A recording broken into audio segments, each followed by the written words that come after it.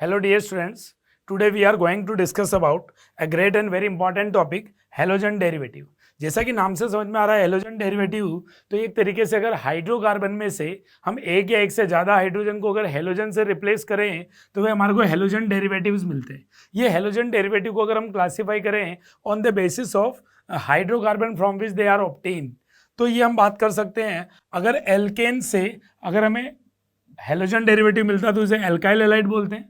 Double bond alkene containing compound से अगर मिले तो alkenyl halide, triple bond containing compound से alkynyl halide and aromatic compound से एराइल हैलाइड। फिर alkyl halide further classify into monohalide, dihalide, trihalide and टेट्राहैलाइड।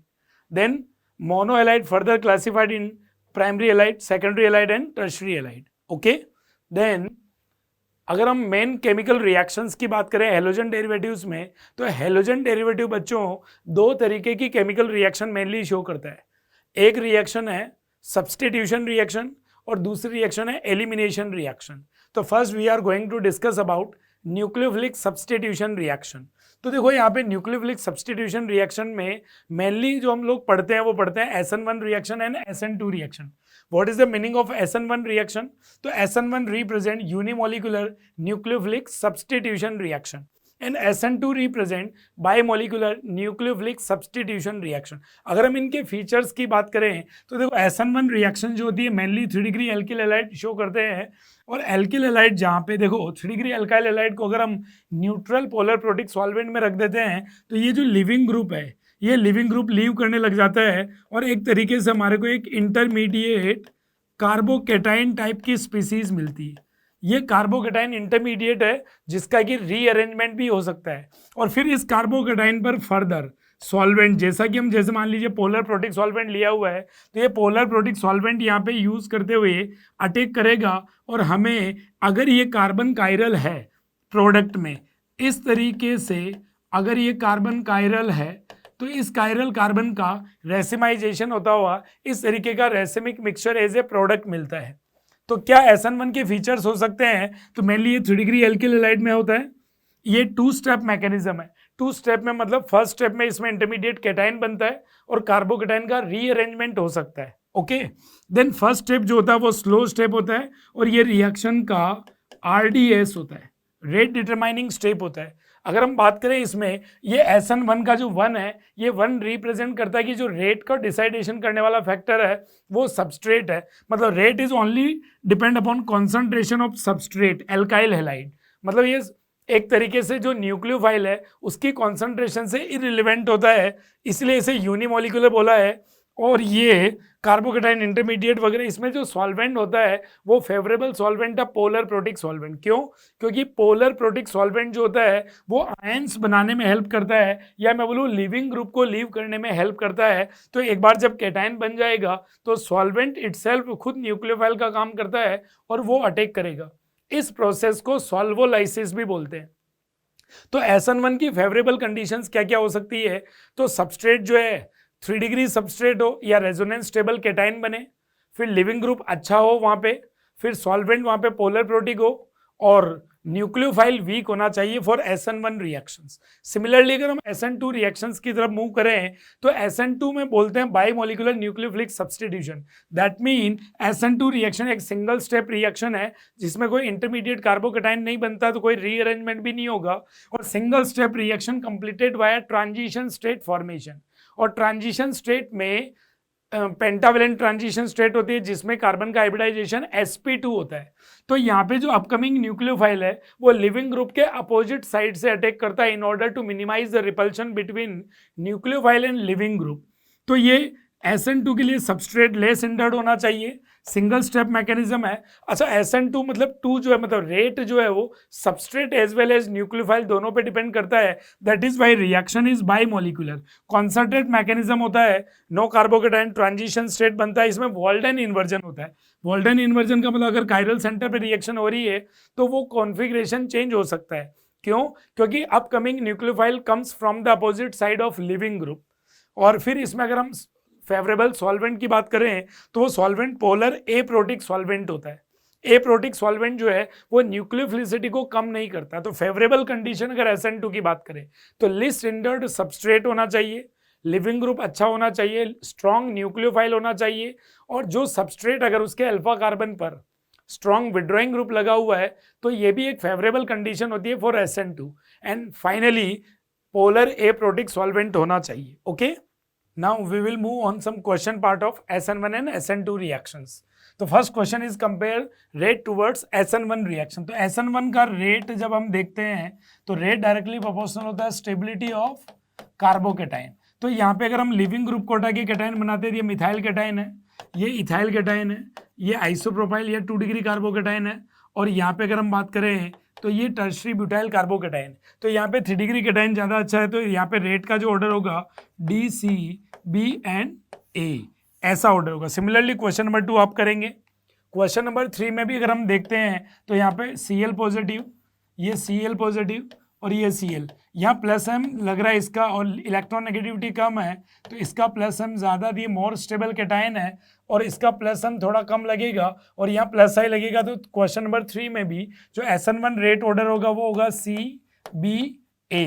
Okay, then question number 4 and 5 आप attempt करेंगे। Then question number 2 पे चलें तो rate of SN2 का order बताना है, और rate of SN2 inversely proportional होता है स्टेरिक हिंड्रेंस के। तो यहाँ पे स्टेरिक हिंड्रेंस यहाँ पे सबसे ज़्यादा है, इधर जाने पर स्टेरिक हिंड्रेंस जो है वो इंक्रीज हो गई, मतलब SN2 का जो रेट है वो क्या हो जाएगा, कम हो जाएगा। अगर हम क्वेश्चन नंबर 3 को आप देखें तो क्वेश्चन नंबर 3 में हमें बोला हुआ है कि कुछ रिएक्शंस के पेयर दिए हुए हैं, और इन रिएक्शंस में हमें रेट का कंपैरिजन करना है SN2 रेट का। तो देखो यहाँ पे ये 1 डिग्री सबस्ट्रेट सेम है, न्यूक्लियोफाइल अलग है, तो न्यूट्रल और नेगेटिव चार्ज न्यूक्लियोफाइल में नेगेटिव चार्ज न्यूक्लियोफाइल ज़्यादा बेटर होगा। तो रेट की अगर हम बात करें, रेट कंपेरिजन की बात करें तो B का रेट ज़्यादा हो जाएगा किससे, A से। ओके, मतलब बी में SN2 फास्टर होगा with respect to a chemical reaction. Similarly अगर क्वेश्चन नंबर 2 में जाएं तो यहाँ पे नेगेटिव चार्ज मिथॉक्साइड आयन है, और यहाँ पे इस तरीके से ये CH3S माइनस है। अगर हम देखें यहाँ पे दोनों में सॉल्वेंट जो है वो पोलर प्रोटिक सॉल्वेंट है, और पोलर प्रोटिक सॉल्वेंट में न्यूक्लियोफिलिसिटी जब हम देखते हैं तो स्मॉलर साइज वाले के सॉल्वेशन हो जाने की वजह से इसकी न्यूक्लियोफिलिसिटी कम हो जाती है। तो ये न्यूक्लियोफाइल वीकर है इसके कंपैरिजन में इन पोलर प्रोटिक सॉल्वेंट, तो ये स्ट्रॉन्गर न्यूक्लियोफाइल है, ये बेटर SN2 कराएगा। तो यहाँ पे भी अगर हम देखें तो रेट जो है वो B की फास्टर होगी A के कंपैरिजन में। ओके, देन कुछ एग्जांपल है SN2 रिएक्शंस के, एग्जांपल्स ऑफ SN2 रिएक्शन। ये देखो, ये 1 डिग्री एल्किल हैलाइड लिया है, अगर इस पे कोई भी एल्कोक्साइड आयन जैसे मिथॉक्साइड आयन वगैरह रिएक्शन करते हैं तो ये यहाँ अटैक करेगा और ये हट जाएगा। इस रिएक्शन को हम बोलते हैं विलियमसन ईथर सिंथेसिस। ये बड़ी पॉपुलर नेम रिएक्शन है जहाँ पे एल्कोक्साइड आयन एल्किल हैलाइड पर रिएक्शन करके ईथर बनाते हैं, मतलब ईथर बनाने का ये मेथड ऑफ प्रिपरेशन है। सिमिलरली अगर अपन एल्काइड आयन लें तो एल्काइड आयन भी न्यूक्लियोफाइल का काम करेगा, और ये न्यूक्लियोफाइल यहाँ अटैक करके इस तरीके से हायर एल्काइन बनाएगा।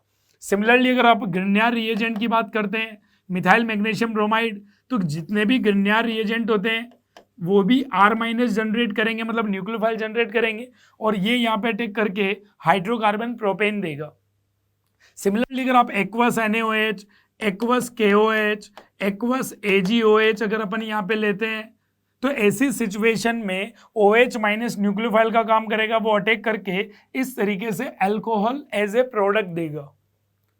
अगर हम यहाँ पे एल्कोक्साइड आयन की जगह अगर मिथाइल S- वगैरह का यूज करते हैं तो हमें थायोईथर एज ए प्रोडक्ट मिल जाएगा। इसी तरीके से अगर एसीटेट आयन यूज करेंगे तो हमें एस्टर एज ए प्रोडक्ट मिलेगा।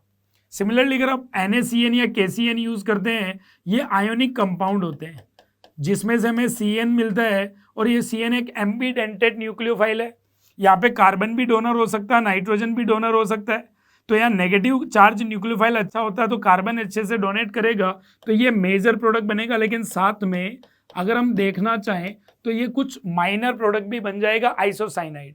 सिमिलरली AgCN की बात करें तो AgCN एक कोवेलेंट कैरेक्टर वाला कंपाउंड है जिसमें Ag और कार्बन के बीच में बॉन्ड बना हुआ है। तो यहाँ पे मेन जो न्यूक्लियोफाइल है वो नाइट्रोजन है, ये नाइट्रोजन अटैक करेगा तो ethyl isocyanide as a major product बनाएगा।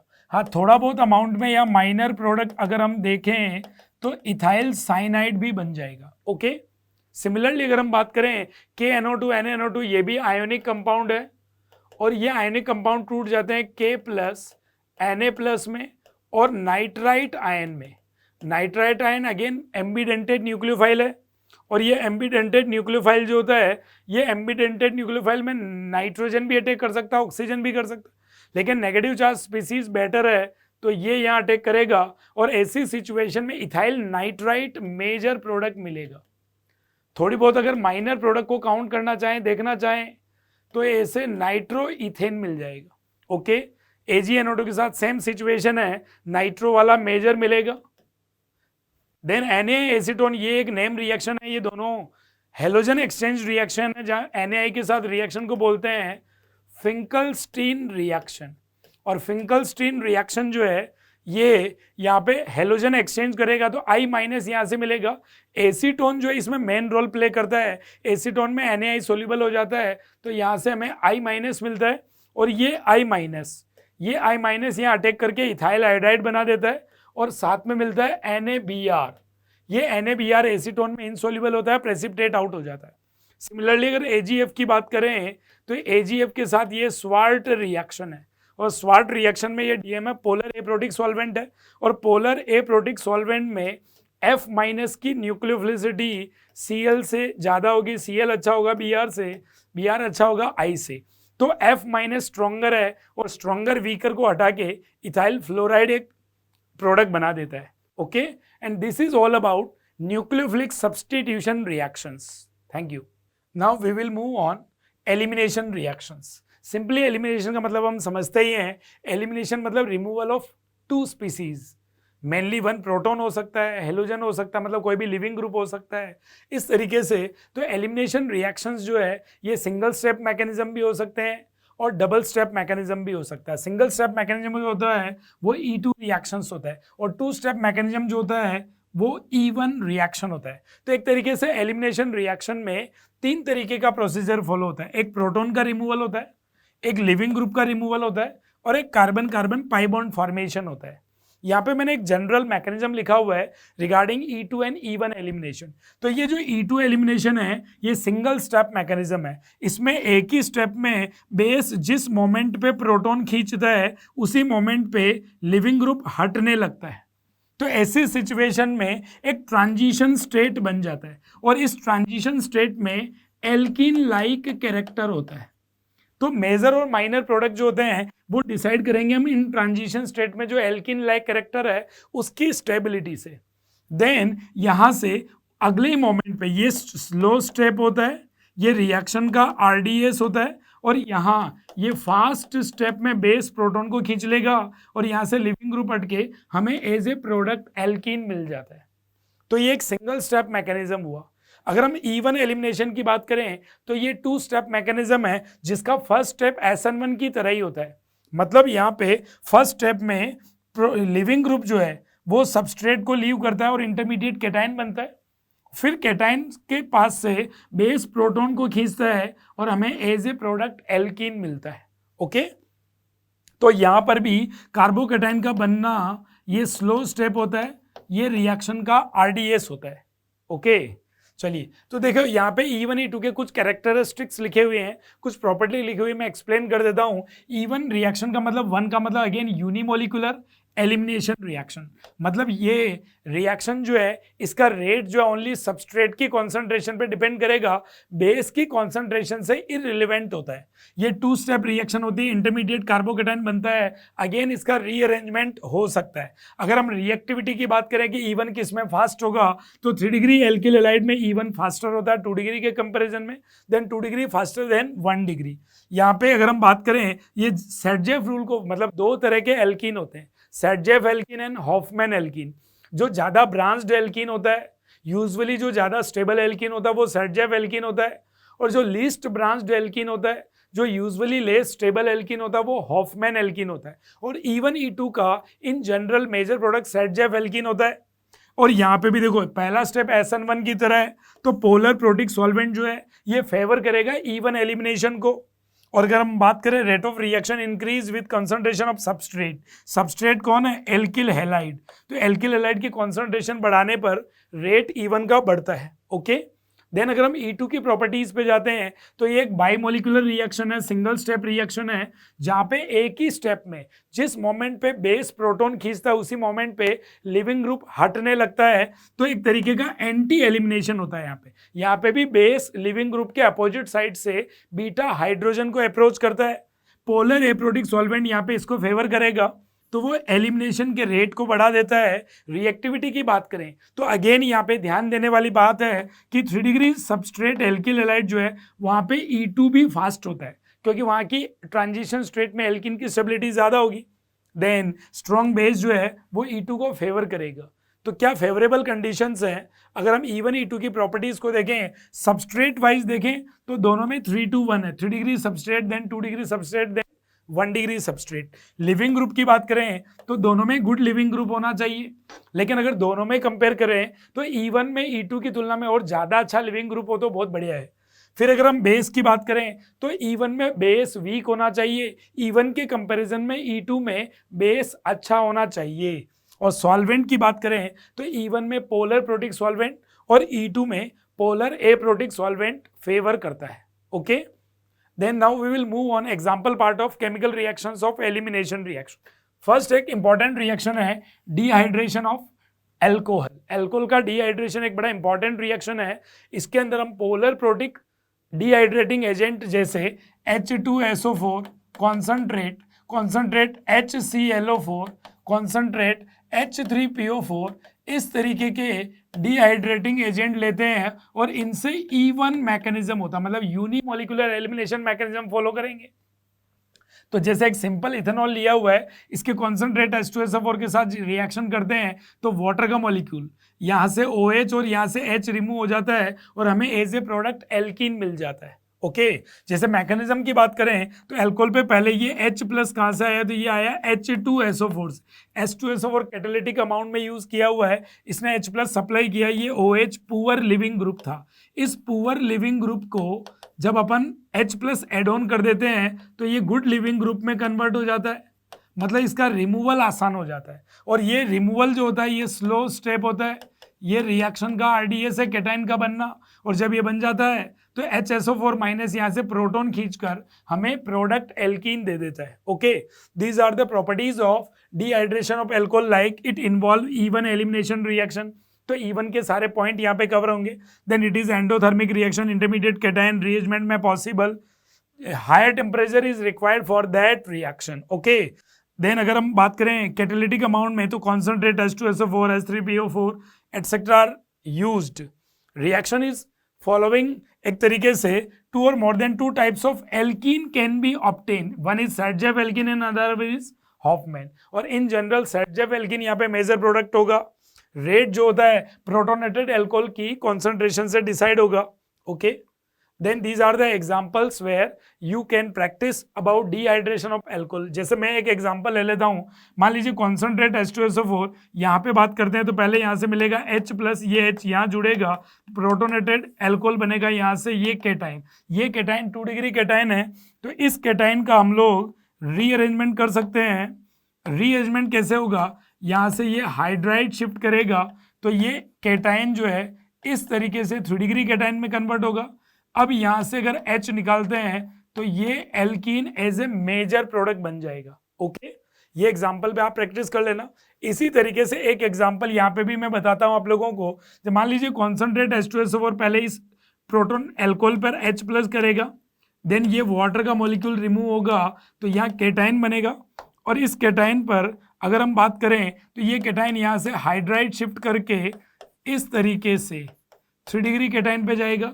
अगेन यहां से ये केटाइन जो है यहां से ये हाइड्राइड शिफ्ट होके ये 3 डिग्री केटाइन एक बार भी रीअरेंज हो सकता है, एक से ज्यादा बार भी रीअरेंज हो सकता है। देन यहाँ पे रिंग एक्सपेंशन हो जाएगा। यहाँ पे क्या हो जाएगा, रिंग एक्सपेंशन, तो ये यहाँ पे शिफ्ट होगा। ऐसी सिचुएशन में ये पॉजिटिव यहाँ बन जाएगा, और ऐसी सिचुएशन में अगेन यहाँ से मिथाइल शिफ्ट होगा तो एक 6 मेंबर रिंग हमारे को इस तरीके से मिलेगी, और ये H को HSO4 माइनस निकाल के हमें एज ए मेजर प्रोडक्ट इस तरीके का 1,2 डाइमिथाइल साइक्लोहेक्सीन प्रोडक्ट मिलेगा। रेस्ट एग्जाम्पल पर आप प्रैक्टिस कर सकते हैं। देन एक इंपॉर्टेंट रिएक्शन है पिनाकोलोन रीअरेंजमेंट। तो पिनाकोलोन रीअरेंजमेंट में क्या होगा, ये भी एक तरीके का डिहाइड्रेशन टाइप का ही है, जहां पे H2SO4 से H+ मिलेगा और ये H+ उस OH पे जाएगा जहां पर पहली बार वाटर हटाने पर ज्यादा स्टेबल कैटाइन बने। मतलब ये जो है इस मॉलिक्यूल को, जो टर्सरी विसिनल डाइऑल है, इसे हम बोलते हैं पिनाकोल, और जो एक तरह से टर्सरी ग्रुप पास में और कीटोन है, इसे हम बोलते हैं पिनाकोलोन। ओके, तो पिनाकोल से उस OH का रिमूवल पहले होता है जहां पे कैटाइन फास्टर बनता है। तो OH पे पहले प्रोटोनेशन किया, देन इस वाटर के मॉलिक्यूल को निकाल के कैटाइन बनाया, और ये कैटाइन ने अपने आप को रीअरेंज करके इस तरीके से बना, और यहाँ से ये double bond shift lone pair इधर रेजोनेंस करेगा, प्रोटॉन निकल जाएगा और हमें पिनाकोलोन मिल जाएगा। ओके, यहाँ पे अगर एग्जाम्पल्स हैं, कुछ एग्जाम्पल देखो, यहाँ पे एक तरीके से इथाइल ग्रुप है, इधर मिथाइल ग्रुप है, तो यहाँ पर इस OH को पहले हटाएंगे क्योंकि ये कैटाइन ज्यादा स्टेबल है, और इस कैटाइन से फिर यहाँ से इथाइल की शिफ्टिंग होगी, तो यहाँ पे जो प्रोडक्ट मिलेगा इस तरीके का पिनाकोलोन मिलेगा। बाकी एग्जाम्पल पर आप लोग प्रैक्टिस करें। Then we will move on, एक पिनाकोलोन टाइप की रिएक्शन है सेमी पिनाकोलोन रीअरेंजमेंट। इसमें क्या होगा, एक OH ग्रुप होगा और एक लिविंग ग्रुप होगा, और लिविंग ग्रुप के साथ हम लोग कोई लुईस एसिड वगैरह ले सकते हैं, जैसे ये SbCl5 है, ये इसको आउट करने में हेल्प करेगा। ऐसी सिचुएशन में ये देखो यहाँ पे कैटाइन बन जाएगा, और यहाँ से जब मिथाइल शिफ्ट करेंगे तो ऐसी सिचुएशन में हमें ये पिनाकोलोन मिल जाएगा। These are the other examples for your practice.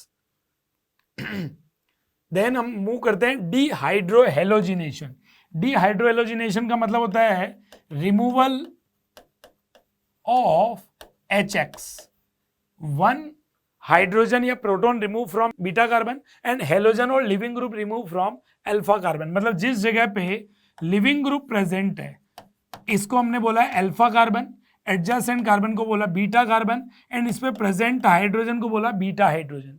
तो ये बेस की प्रेजेंस में रिएक्शन होती है। मैकेनिज्म E1 E2 डिपेंड करेगा कि सबस्ट्रेट कौन सा है, बेस कौन सा है, रिएक्शन कंडीशंस क्या है, तो उसके बेसिस पर इस तरीके से एल्कीन प्रोडक्ट मिलेगा, साथ में ये बाहर निकल जाएगा। जैसे यहाँ पे देखो ये H और X निकल रहा है, तो HX का रिमूवल हुआ, तो हमने बोला इसे डिहाइड्रोहेलोजिनेशन। ओके, जैसे एक एग्जांपल लेता हूँ, यहाँ पे देखो एल्कोहलिक KOH की प्रेजेंस में E2 मैकेनिज्म होता है, और E2 मैकेनिज्म हम जानते हैं यहाँ पे एंटी एलिमिनेशन होता है। That mean base abstract proton from substrate opposite to leaving group. तो देखो जहां लिविंग ग्रुप है उस कार्बन को बोला अल्फा, तो ये वाला हाइड्रोजन भी बीटा है और ये वाला हाइड्रोजन भी बीटा है, तो दोनों ही हाइड्रोजन रिमूव हो सकते हैं, तो बोथ आर प्रोडक्ट पॉसिबल। लेकिन यहाँ पे अगर हम इस वाले H को हटाते हैं, इस वाले H को जब हम हटाते हैं यहाँ से, तो यहाँ से ये प्रोडक्ट मिलता है, और जब इस वाले H को हटाते हैं तो ये वाला प्रोडक्ट मिलता है। इन दोनों में जो ज्यादा ब्रांच्ड एल्कीन है वो ये वाला एल्कीन है, ये हमारा ZJF एल्कीन है, और यही मेजर प्रोडक्ट है इस रिएक्शन का। वाइल अगर आप यहाँ पे इस वाले को देखें तो ये लेस ब्रांच्ड एल्कीन है, ये हॉफमैन एल्कीन है, और ये माइनर प्रोडक्ट है। ओके, देन अगेन ये एक एग्जांपल है सिमिलर सा, आप लोग इसको कर सकते हैं। देन देखो यहाँ पे मैंने दो एग्जांपल लेके समझाना चाहा है कि ZJF प्रोडक्ट मेजर कब होगा और हॉफमैन प्रोडक्ट मेजर कब होगा। तो ध्यान दें, देखो बच्चों यहाँ पे देखो एल्कोक्साइड आयन जो है ये इथोक्साइड आयन है, ये यहाँ पे बेस का काम करेगा, बेस यहाँ से प्रोटॉन खींचेगा, तो ये नॉर्मल बेस है, मतलब ये बेस इतना हिंडर्ड या बल्कि बेस नहीं है, तो जहाँ पे लिविंग ग्रुप है वो अल्फा, एडजेसेंट बीटा। तो ऐसी सिचुएशन में यहाँ से ये वाला H हटके यहाँ पे जो प्रोडक्ट बनेगा ये ZJ बनता है, 71 बनता है, और अगर आप यहाँ से H हटाते हैं तो ये हॉफमैन बनेगा, और ये इतना बनेगा, मतलब माइनर बनेगा। ओके, जबकि अगर हम वही केवल बेस को चेंज कर दें, ये हमने बल्कि बेस ले लिया, टर्सरी ब्यूटोक्साइड आयन ले लिया, ऐसी सिचुएशन में ये हिंडर्ड प्रोटॉन को उतना अच्छे से नहीं खींच पाएगा, लिस्ट हिंडर्ड प्रोटॉन को ये एब्स्ट्रैक्ट करेगा, और ऐसी सिचुएशन में हॉफमैन एल्कीन जो है वो मेजर बन जाएगा, और जो ZJF एल्कीन है वो माइनर बन जाएगा। कि अगर सबस्ट्रेट बल्कि हो, टर्शरी ब्यूटोक्साइड आयन टाइप का हो, तो ऐसी सिचुएशन में भी E2 मैकेनिज्म से हॉफमैन एल्कीन मेजर बनता है। ओके, ये एक मैंने स्टीरियो केमिस्ट्री का एग्जांपल लिया है जहां पे एंटी एलिमिनेशन होता है। अगर आप बहुत सिंपल वे में समझें तो देखो यहाँ पे, ये देखो Br जो है वो अपोजिट साइड में होना चाहिए किसके, प्रोटॉन की। तो हम जानते हैं अगर हम एक को फिक्स करके बाकी तीन को रोटेट कर दें तो उससे कोई फर्क नहीं पड़ेगा। ऐसी सिचुएशन में अगर हम यहाँ से ये एंटी एलिमिनेशन करें तो पीएच के साथ आएगा एमी ग्रुप, ये रहा पीएच के साथ आएगा एमी ग्रुप, ये हमने मेजर प्रोडक्ट बना दिया। Okay, now we will move on third part of halogen derivative, free radical related reactions. तो बच्चों आप जानते ही हैं फ्री रेडिकल किस तरीके की स्पीसीज होती है, कैसे फॉर्मेशन होता है, होमोलिटिक बॉन्ड क्लीवेज होता है तो फ्री रेडिकल्स बनते हैं। फ्री रेडिकल की अगर हम केमिकल प्रॉपर्टी की बात करें तो फ्री रेडिकल मेनली कम रिएक्शन शो करते हैं कॉम्बिनेशन, मतलब वो ज्वाइन करना चाहते हैं और जो फ्री रेडिकल ज्वाइन नहीं कर पाते हैं, हिंडर्ड होते हैं, वो डिसप्रोपोर्शन से अपना मेजर प्रोडक्ट बनाते हैं। ओके, तो फ्री रेडिकल रिलेटेड रिएक्शंस में पहली रिएक्शंस है, बड़ी पॉपुलर रिएक्शन है, नेम रिएक्शन है वुड्स रिएक्शन। वुड्स रिएक्शन में हम क्या करते हैं, एल्किल हैलाइड की सोडियम मेटल और ड्राई ईथर के साथ रिएक्शन करते हैं। ये एक कपलिंग रिएक्शन है जहाँ पे एल्किल हैलाइड के दो मॉलिक्यूल की रिएक्शन हम लेते हैं तो एक तरीके की इसके स्टाइकोमेट्री जो है वो 2 है, और सोडियम ड्राई ईथर के साथ रिएक्शन करते हैं तो इस तरीके से हमें हाइड्रोकार्बन मिल जाता है। अगर हम इसके मैकेनिज्म पार्ट पे जाएं तो it shows free radical mechanism as well as anionic mechanism. Okay, free radical mechanism में क्या होगा, सोडियम जो है मेटल का काम ही इलेक्ट्रॉन देना होता है, तो मेटल ने अपना इलेक्ट्रॉन रिलीज किया ऐसे और इलेक्ट्रॉन जो पहुंच गया आर के पास, तो यहां से हमें फ्री रेडिकल मिल जाता है। देखो सोडियम ने सोडियम प्लस और इलेक्ट्रॉन रिलीज किया, ये इलेक्ट्रॉन जो है एल्किल क्लोराइड के एक तरीके से पार्शियल पॉजिटिव कैरेक्टर पे जाएगा और यहां से ये इलेक्ट्रॉन लेके फ्री, तो यहाँ पे आर पे आ गया फ्री रेडिकल और Cl लीव कर जाता है। ओके, तो ये जो आर फ्री रेडिकल है अपने जैसे दूसरे आर फ्री रेडिकल से ज्वाइन करके आर फ्री रेडिकल से ज्वाइन करके कॉम्बिनेशन हो जाता है और आर बना लेता है। लेकिन इसकी कंडीशन जो है कॉम्बिनेशन की, ये आर फ्री रेडिकल जो है मिथाइल हो सकता है 1 डिग्री, हो सकता है 2 डिग्री। अगर आर फ्री रेडिकल 3 डिग्री हुआ तो यहाँ पे डिसप्रपोर्शन हो जाता है और डिसप्रपोर्शन से एक तरीके का एल्कीन मेजर प्रोडक्ट बनता है। ओके, इसी तरीके से अगर हम एनायनिक मैकेनिज्म की बात करें तो एनायनिक मैकेनिज्म भी हम देख सकते हैं। एनायनिक मैकेनिज्म में क्या होगा, सोडियम जो है 2 इलेक्ट्रॉन रिलीज करेगा, वो 2 इलेक्ट्रॉन एक तरीके से इस पर अप्रोच करेंगे तो हमें आगे R माइनस मिल जाएगा।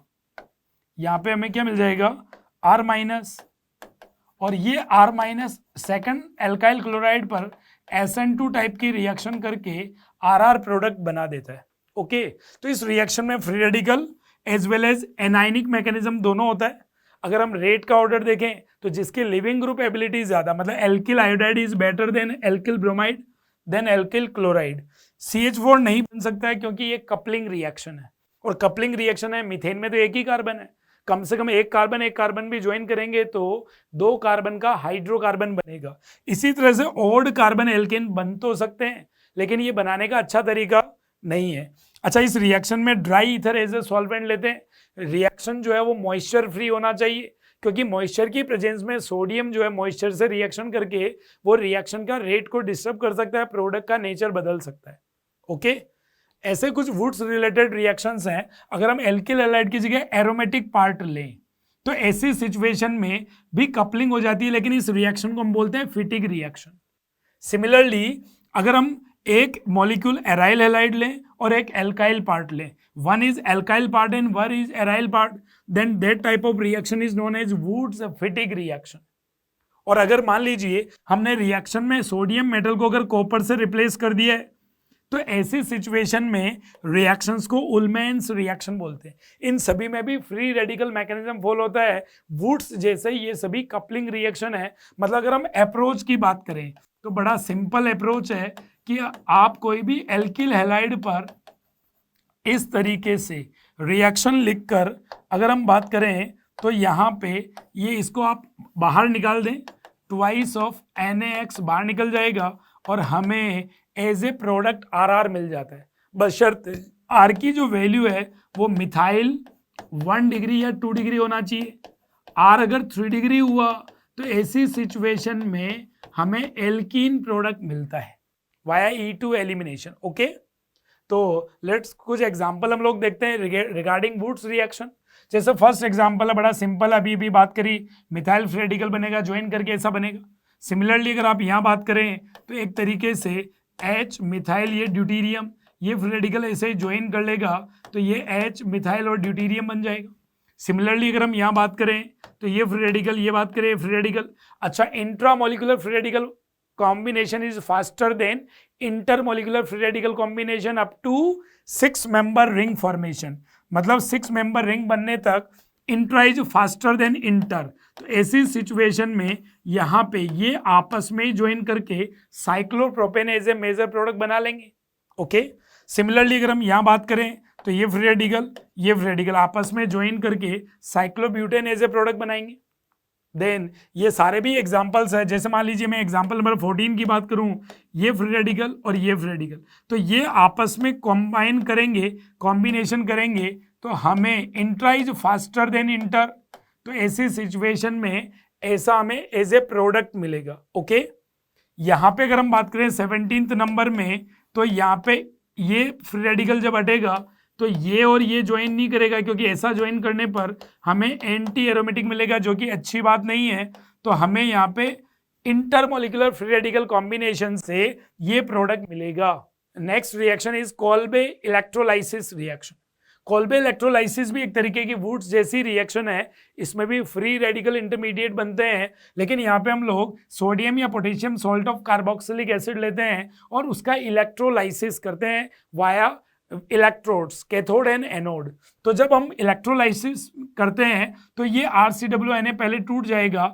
ये देखो, ये जो सॉल्ट है, sodium salt of carboxylic acid है, ये टूट जाता है RC double bond O negative and sodium positive में। ओके, फिर हम बात करें तो RCOO नेगेटिव जो है, यहां से इलेक्ट्रॉन रिलीज हो जाता है। इस नेगेटिव चार्ज में 2 इलेक्ट्रॉन है, ये इलेक्ट्रॉन रिलीज हो गए, ये तो एनोड पे चला जाएगा और यहाँ पे फ्री रेडिकल स्पीसीज मिल जाती है। और ये फ्री रेडिकल चूंकि ऑक्सीजन पे फ्री रेडिकल है, ये स्टेबल नहीं होता है, अनस्टेबल होता है, तो इसको होमोलिटिक बॉन्ड क्लीवेज कर देगा और ये वाला फ्री रेडिकल और ये वाला फ्री रेडिकल तो ज्वाइन करके CO2 बाहर निकाल देगा और हमें R फ्री रेडिकल इंटरमीडिएट मिल जाएगा।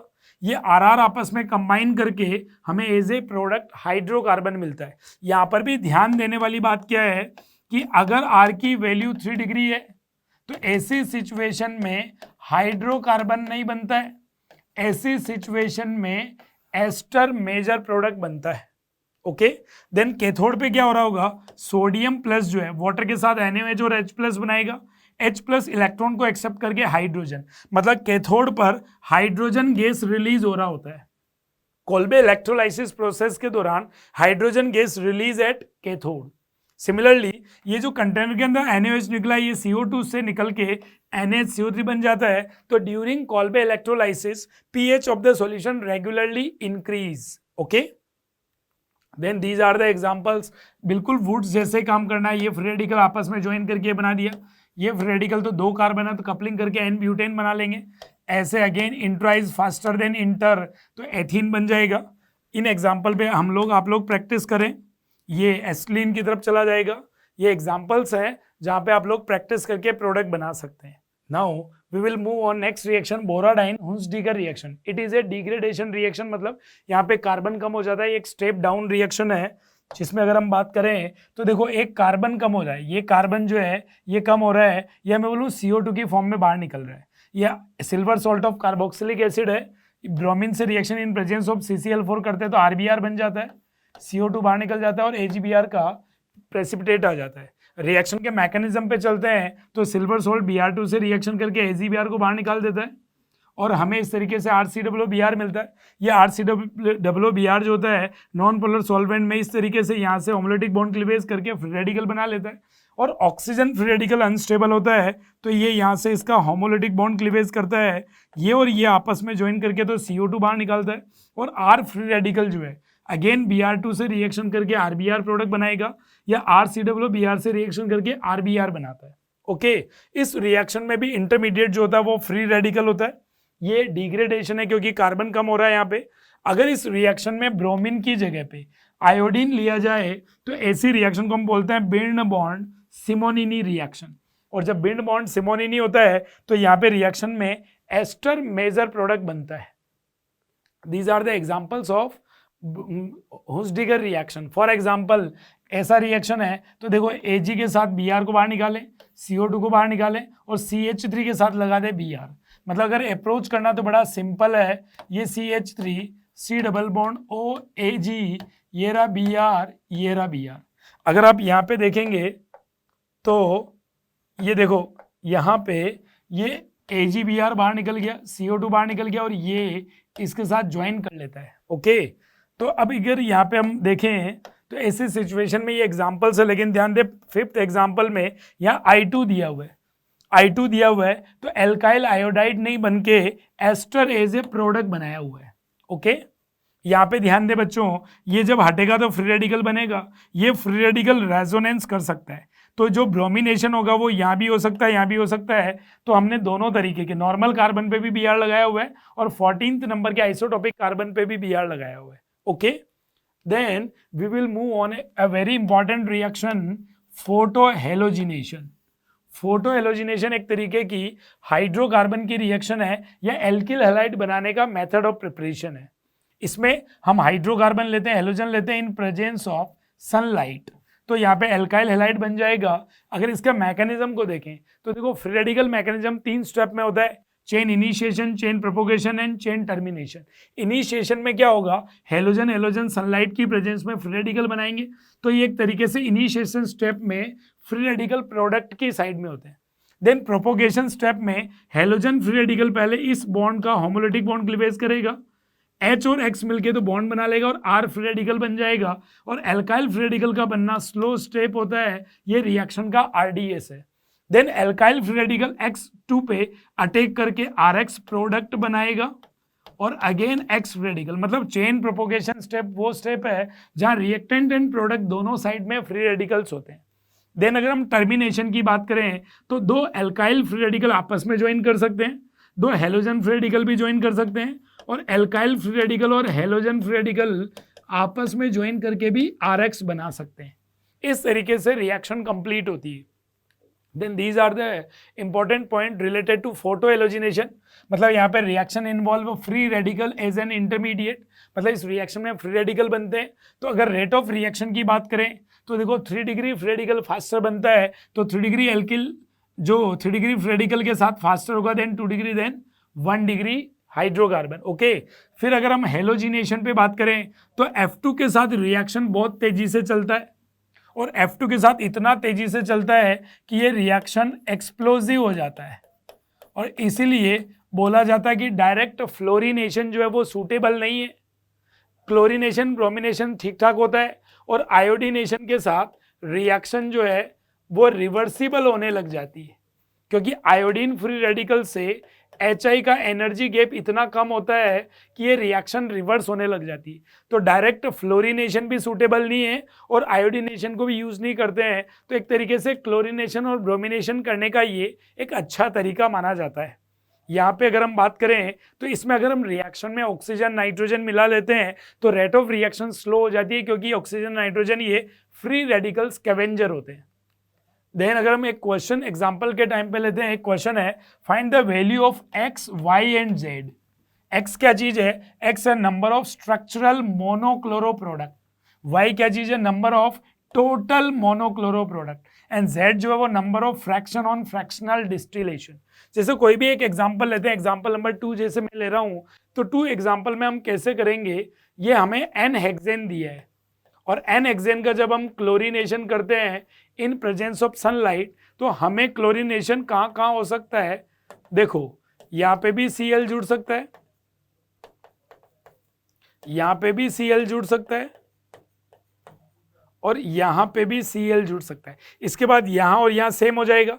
कुल मिला के मैं आपको ये समझाना चाहता हूँ कि देखो ये कार्बन और ये कार्बन एकदम सेम है, इनमें से किसी भी जगह पे क्लोरिनेशन करोगे तो सेम रिजल्ट मिलने वाला है। इसी तरीके से ये और ये सेम है, इसी तरीके से अगर हम बात करें तो फर्स्ट एंड लास्ट वाला सेम, मतलब टोटल 3 डिफरेंट टाइप के हाइड्रोजन प्रेजेंट है, और जितने डिफरेंट टाइप के हाइड्रोजन गिवन होते हैं हाइड्रोकार्बन में, उतने ही डिफरेंट टाइप के हमें स्ट्रक्चरल प्रोडक्ट मिलते हैं।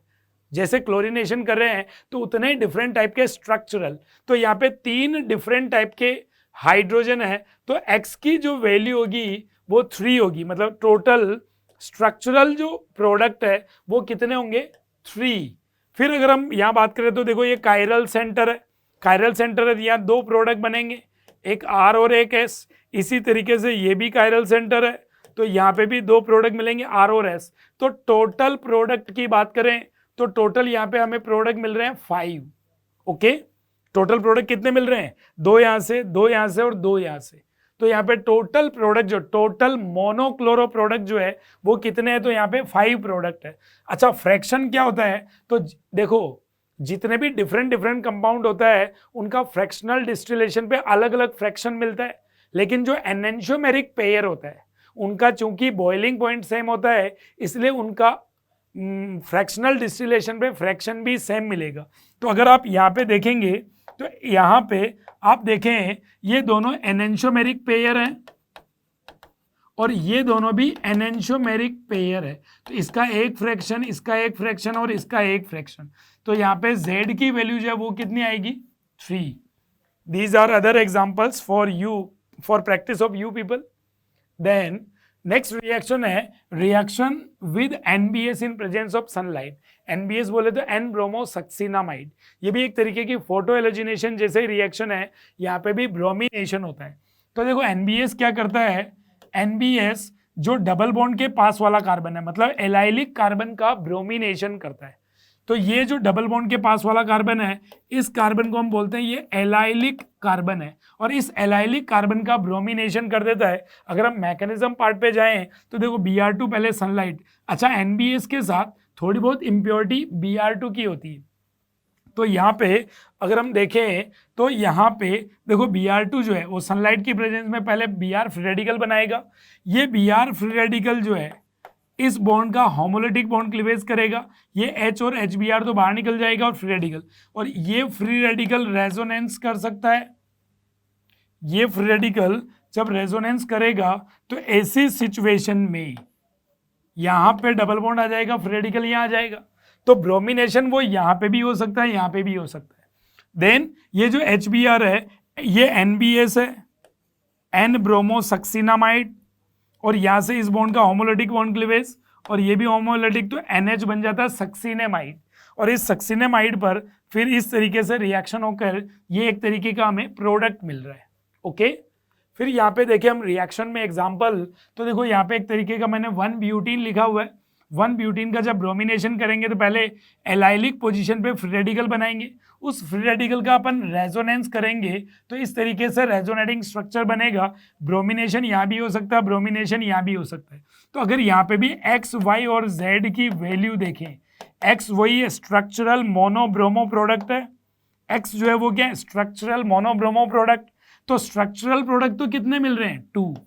ओके, लेकिन अगर हम बात करें ये कायरल सेंटर है तो यहाँ पे R और S ये एनेंशियोमेरिक पेयर बनेगा, और ये जो डबल बॉन्ड है ये GI के लिए सूटेबल है, GI शो करेगा, तो यहाँ भी 2 प्रोडक्ट होंगे, एक प्रोडक्ट होगा E और एक प्रोडक्ट होगा Z। तो टोटल अगर प्रोडक्ट की बात करें मोनो ब्रोमो प्रोडक्ट, तो टोटल ब्रोमो प्रोडक्ट होंगे 4। अगर फ्रैक्शन की बात करें तो देखो इसका एक फ्रैक्शन और इसके 2 फ्रैक्शन, मतलब यहाँ पे 3 फ्रैक्शन होंगे।